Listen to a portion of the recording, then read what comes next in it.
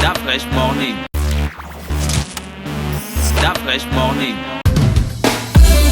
Le petit clin de Civic ce matin sur les 104.5 avec Gina. Gina parle des vacances. Vive les vacances. Est-ce que c'est déjà les vacances? Le bac n'est pas encore passé. Oui, je parle des vacances, mais parce que c'est bientôt et que c'est l'occasion de commencer à réfléchir sur ce qu'on va faire. Chaque fois, tu fais la même rubrique à la même période. Et c'est en ça que c'est triste. Do you want tired? Do you not tired? Non, je suis pas encore fatiguée. Et c'est en ça que c'est triste parce que le jour où, à l'approche des vacances, je n'aurai plus besoin de faire cette rubrique, c'est qu'en gros, on aura véritablement fait un pas en avant, en fait. Sauf que là, ça va faire quoi 8 ans, 7 ans que l'on répète la même chose à l'approche des vacances. C'est qu'en gros, on a l'impression d'être dans un pays où, on refait les mêmes choses à chaque fois. Genre le pays de l'éternel recommencement. Tu vois, ça ne finit pas. Et c'est franchement ça que c'est vraiment, vraiment triste. Donc, on en parle pas beaucoup parce que on est tellement habitué que maintenant ça nous semble normal, mais dans quelques semaines seulement, sinon trop dans un mois, on va être en plein dans la période des vacances et là on va être face à un constat que l'on fait tous chaque année, c'est que les jeunes s'ennuient au Gabon. Ça c'est pas une nouvelle, c'est pas un scoop du tout, on le sait. Et quand on parle de loisirs ici, on est en train de parler de loisirs ludiques, des choses qui sont permanentes, qui permettent aux jeunes de s'épanouir. Et on ne fait pas forcément allusion à tout ce qui est bar, boîte de nuit et je ne sais pas, des concerts qui sont en gros épisodiques et tout. Non, on ne fait pas appel à ça. On parle de quelque chose de plus constant, de quelque chose de ludique, de quelque chose où quand les jeunes vont s'amuser, en fait, c'est du divertissement sain.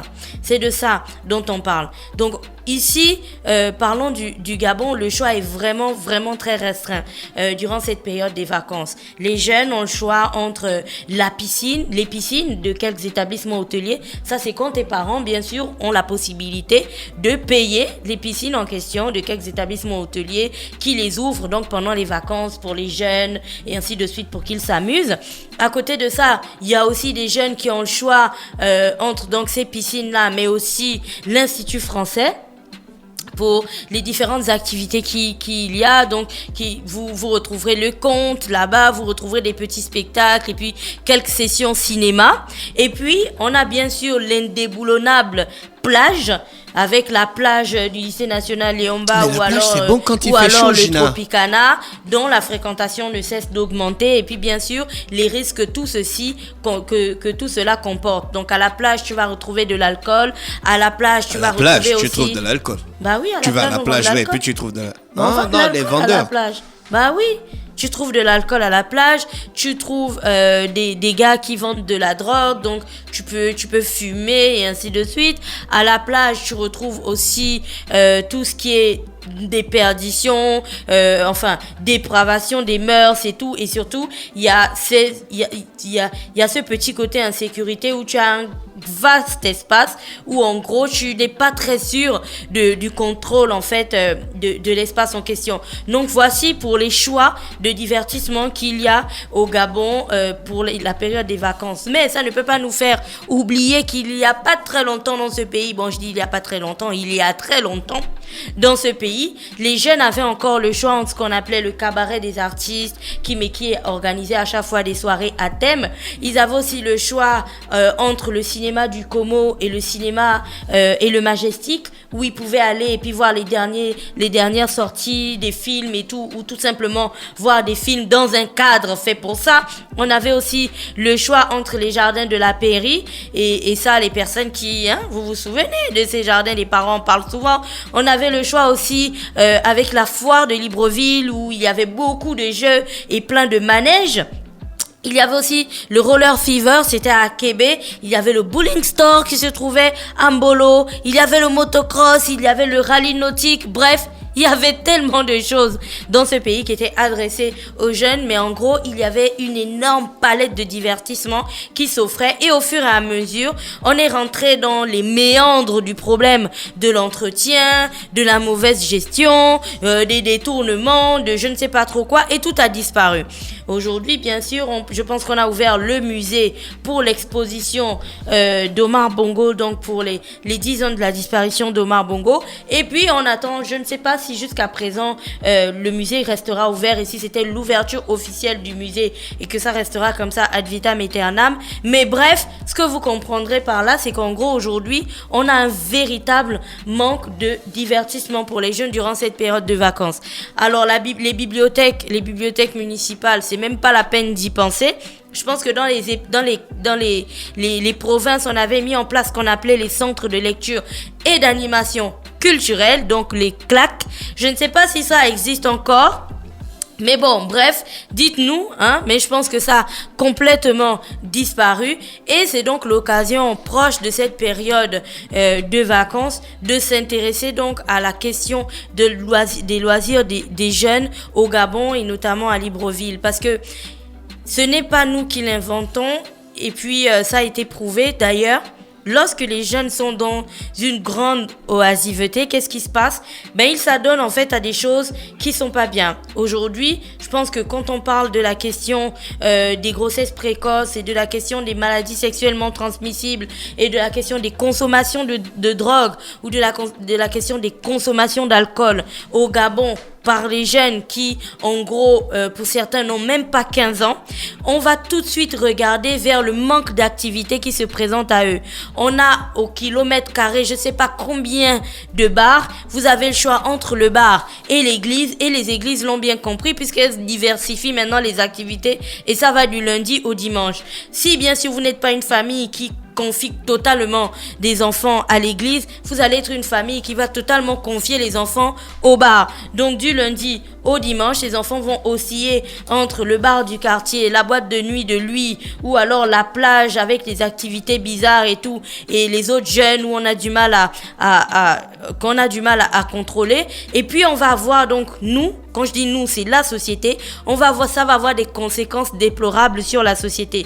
L'alcool, le sexe, ça va devenir les principales activités, les principaux divertissements de ces jeunes durant la période des vacances et c'est comme ça depuis belle lurette. Alors on se souvient toutes les rubriques que l'on a fait durant l'année où on disait qu'on était classé tel niveau en termes de consommation d'alcool, où on parlait de pourcentage aussi de jeunes qui avaient des relations sexuelles avant 17 ans. On parlait aussi de la question des grossesses précoces. Enfin, durant toute cette année, on a abordé toutes ces questions et le pic, ça va être durant cette période de vacances. Et vous le savez, on en parle depuis très très longtemps, sauf qu'on a vraiment l'impression que ça ne change pas.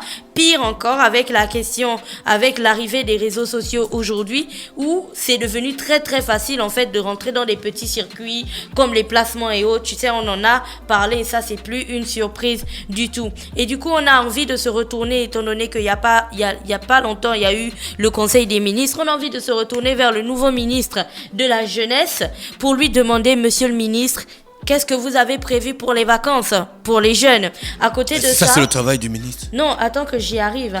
Parce qu'il faut une politique nationale, tu vois. C'est là qui va venir gérer ça.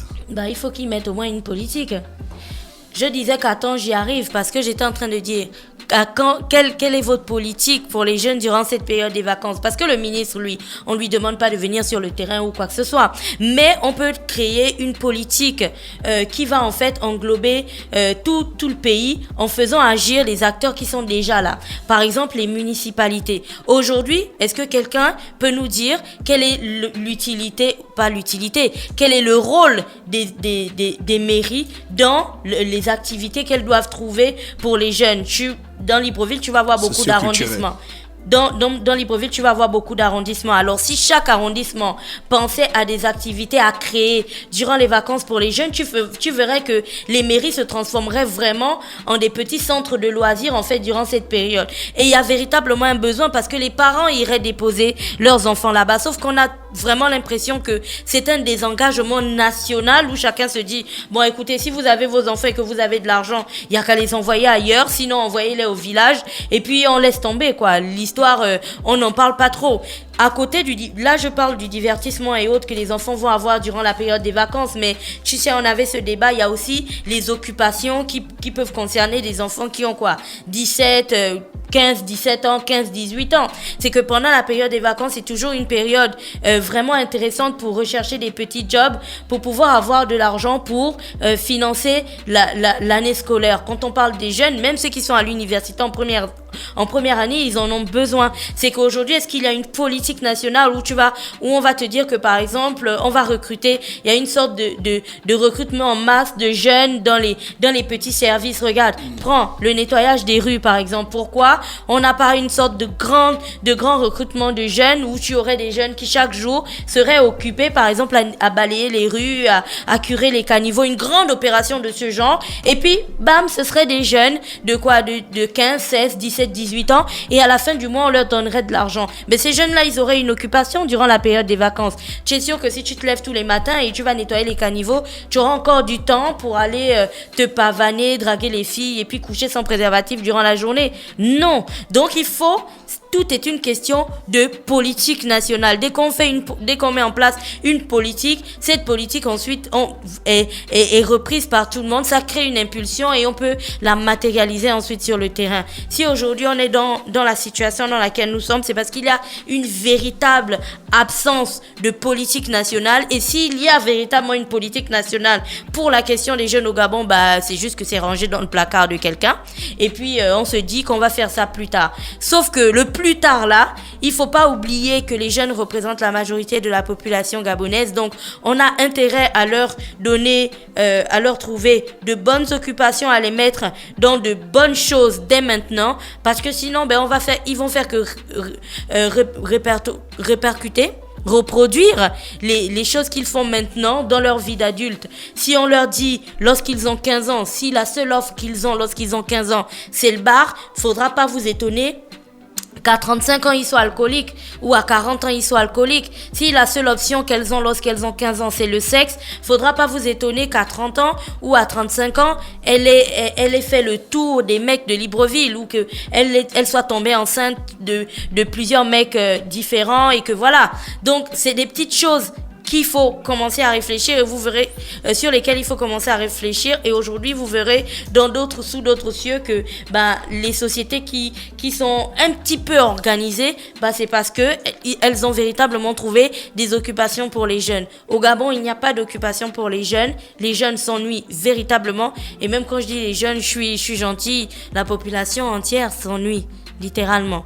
Voilà, c'était tout. Merci Gina qui est avec nous ce matin sur les 104.5 Urban FM, la station urbaine pour le petit Glen de Civic. Restez connectés, on se retrouve juste derrière. Stop Fresh Morning.